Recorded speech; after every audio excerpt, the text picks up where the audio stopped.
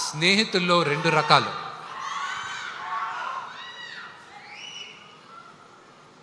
కృష్ణుడిలాగా, కర్ణుడిలాగా. కృష్ణుడు నీ పక్కనే ఉంటా, నీకు దారి చూపిస్తా, నీ వెంటే ఉంటాను అంటాడు. కర్ణుడు నువ్వు ఏమన్నా చేయి, నీ అనుకుంటాను, నేను చూసుకుంటాలే ఏది జరిగినా అంటాడు. నా జీవితంలో కృష్ణుడుగా ప్రభాస్.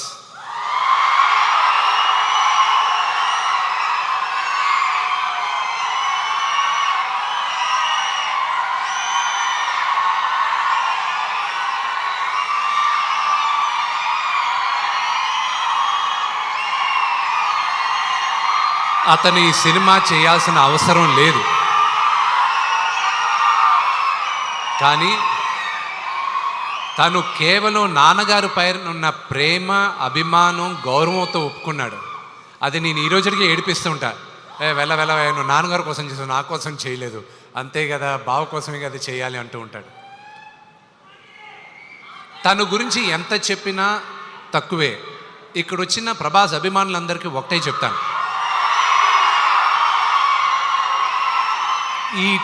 ఈ లైవ్ షో చూసే వాళ్ళకు కూడా ఒకటే చెప్తాను, అతన్ని ఒక స్టార్గా మీరు ప్రేమించేదానికన్నా నేను విపరీతంగా ప్రేమించేది అతని మానవత్వం కోసం. అతన్ని చూసుకొని అతని దగ్గర నుంచి ఈ తరం నేర్చుకోవాలి చాలా. కొంత డబ్బు వచ్చినా, కొంత పేరు వచ్చినా మనుషులు మారిపోతూ ఉంటాడు.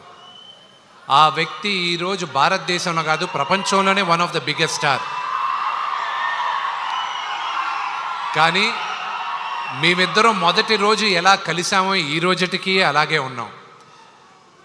సో ప్రభాస్,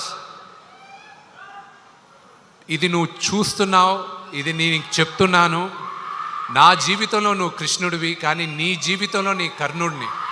నీకు ఏం కావాలో ఎప్పుడు నీ వెనకానే ఉంటా. నువ్వు ఏమన్నా చెయ్యి, I'm there for you my brother. I'm grateful for your help.